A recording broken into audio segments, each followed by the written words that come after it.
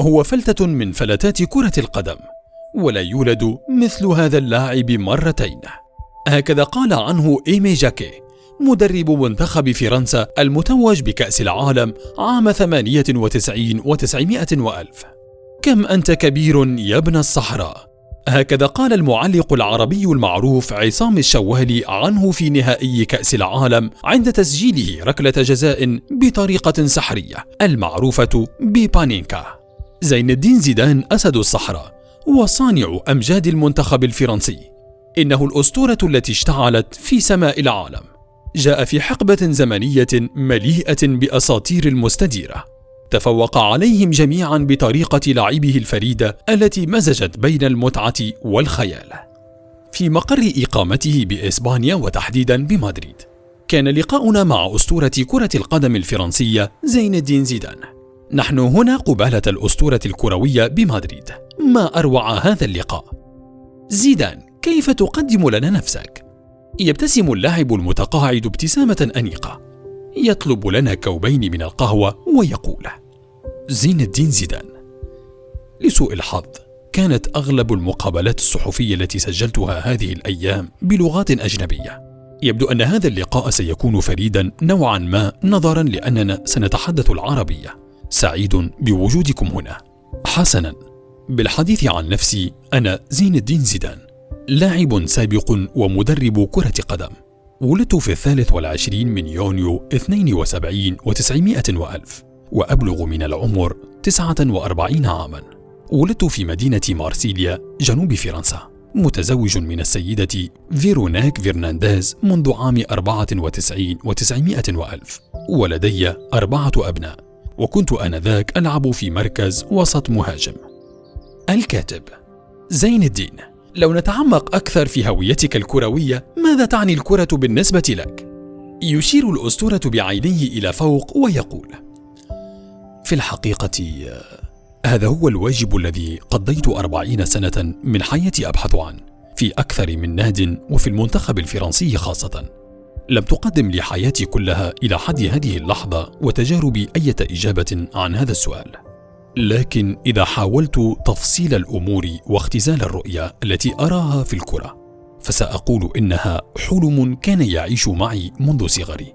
إنها أنثى ساحرة جعلت مني أسطورة وجعلت لها جمهورا. فالميدان بالنسبة لي بمثابة الركح الذي أرسل عليه رسائلي إلى الجماهير، ربما الأهداف في خطابي وكلامي. ولو فكرت معي قليلا لوجدت الكرة نمط تفكيري. الكرة هي عبارة عن حياة تسري في عروقي، بالرغم من اعتزالي لها، إلا أنها تظل دوما الحقيقة الوحيدة التي اكتشفتها. طيب، لو ننطلق في الحديث عن بداياتك وتفاصيل نشأتك مع كرة القدم، كيف كانت البدايات؟ في الحقيقة حياتي العائلية لم تكن جد صعبة.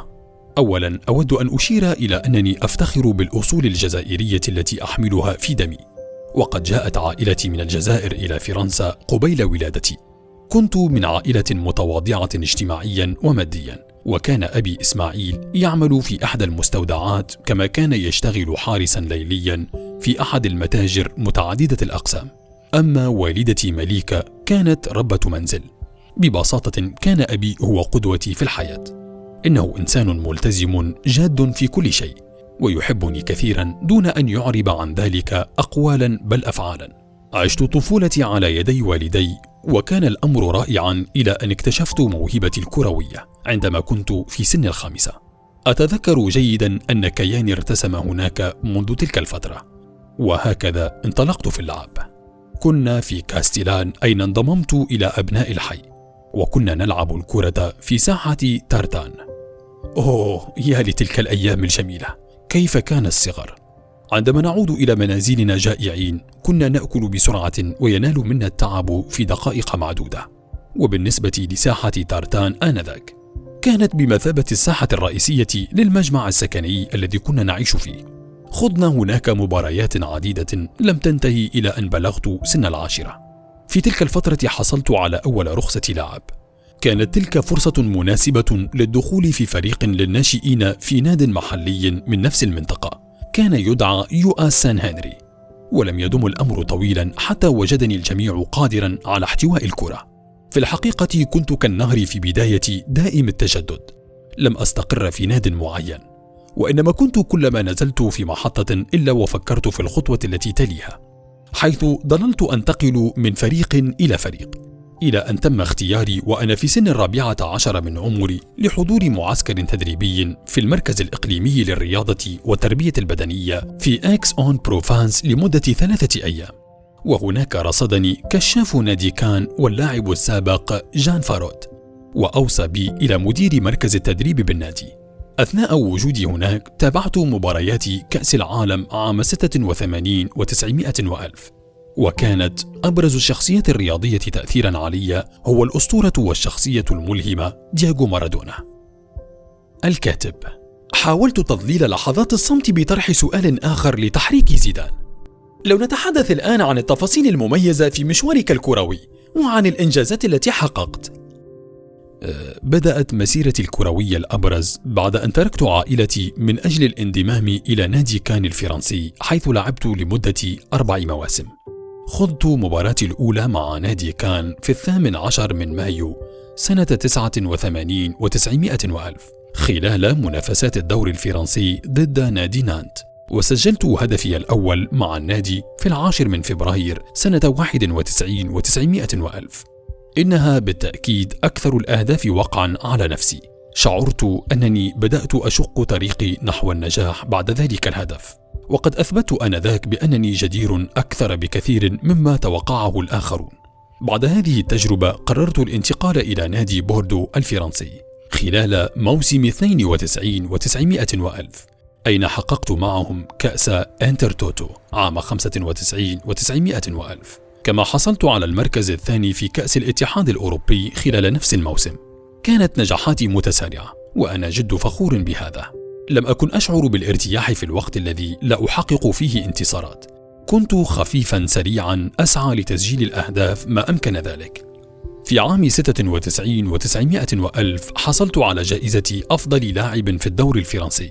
قررت الانتقال للعب في صفوف نادي جوفانتس الإيطالي بعد عدة سنوات في ربيع عام 96 و900 وألف، حيث استطعت أن أحقق مع نادي جوفانتس العديد من البطولات المحلية والقارية، كما حققت عدة جوائز وأرقام فردية.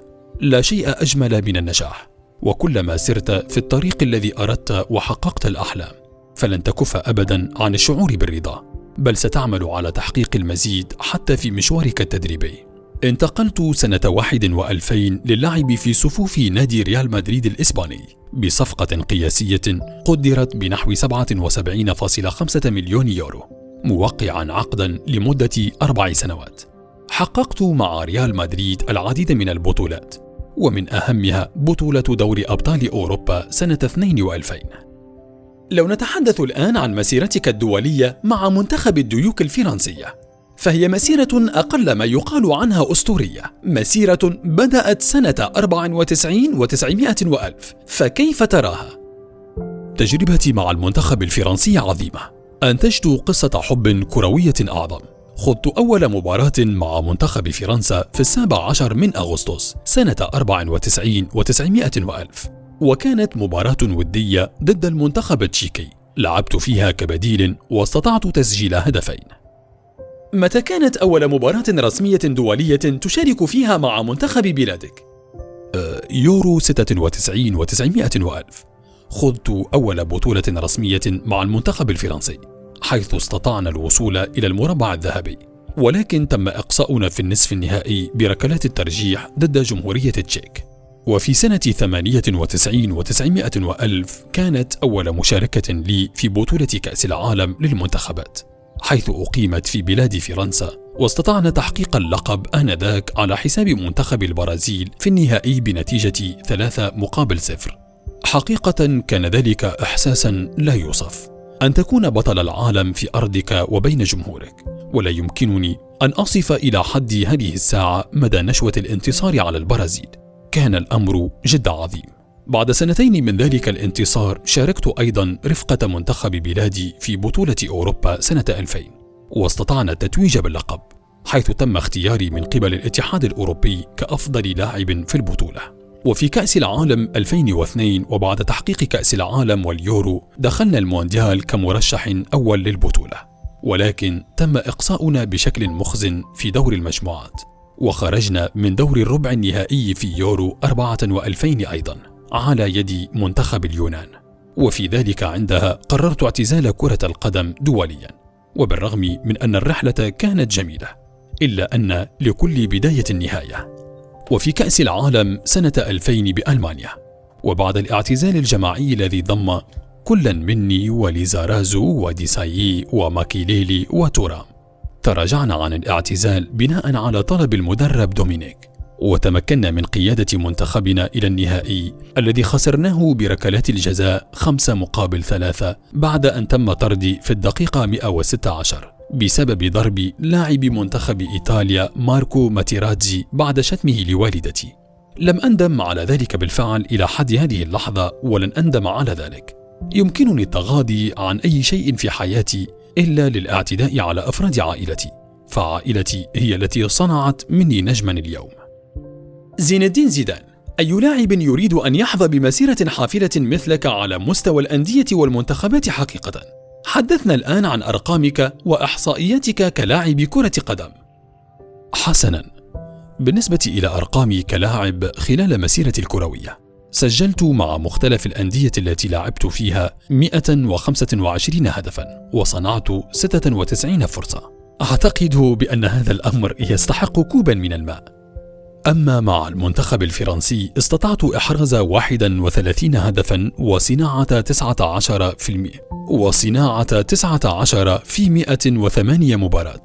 أعتقد بأن هذا عدد مهم من الإنجازات المهمة في حياتي، ولكنني بالرغم من كل هذا لا أشعر بأنه كاف، كما هو الحال مع كأس الماء الذي لم يضم عطشي. هكذا أنا كرويا وحياتيا. حققت أيضا الكثير من البطولات مع الأندية التي مثلتها خلال مشواري الكروي كلاعب، ومن بينها كأس أنتروتوتو سنة 95 و900 وألف مع نادي بوردو الفرنسي، وتوجت رفقة نادي جوفانتس الإيطالي بلقب الدوري الإيطالي، ثم أيضا كأس السوبر الإيطالي، وأيضا كأس السوبر الأوروبي وكأس الإنتر كونتيننتال. وحققت مع ريال مدريد بطولة الدوري الإسباني، وتمكنا من الفوز بكأس السوبر الإسباني، ثم في دوري أبطال أوروبا وفزنا بكأس السوبر الأوروبي وكأس الإنتر كونتيننتال من جديد. يعتبر زين الدين زيدان أيضا مدربا متألقا وناجحا لإحرازه عديد الألقاب التي كانت صعبة على كبار المدربين في العالم. إنه الوجه الآخر لزيدان، الوجه التدريبي التكتيكي. حدثنا عن مسيرتك التدريبية. كانت تجربتي الأولى في عالم التدريب كمستشار خاص للفريق الأول لريال مدريد سنة 10 و2000، وفي العام الموالي وقع تعيين المدير الرياضي لنادي ريال مدريد. وفي سنة 13 و2000 شغلت خطة مساعدة للمدرب كارلو أنشيلوتي، وقد عينتني إدارة البيت الملكي في العام الموالي مدربا لفريق ريال مدريد كاستيا. وفي سنة 16 و2000 عينت مدربا أولا لفريق ريال مدريد، ثم عدت للدكة الفنية للنادي في مارس عام 19 و2000. أحب التدريب كثيرا، فهو يحقق الانتصارات ويخلق الأبطال، ولكنه لا يضاهي حبي العميق وشغفي الكبير باللعب على أرض الملعب بنفسي. نهاية الحوار. بهذه الإنجازات نختتم الحوار، لكن يتواصل بعد هذا اللقاء مشوار مدرب فاعل في تاريخ نادي ريال مدريد. هكذا هي شخصية اللاعب المميز زين الدين زيدان، شخصية تطغى عليها الرصانة والأناقة. إنه يتصرف دوما بحذر كبير، ويبدو جادا بما يكفي للقيام بالخطوات التكتيكية اللازمة. فهو الرجل الذي ضحى بالنصر من أجل الشرف في آخر مباراة لعبها مع منتخبه الفرنسي، لتكون هناك نهايته كلاعب، ومن ثم بدايته كمدرب مميز في ريال مدريد.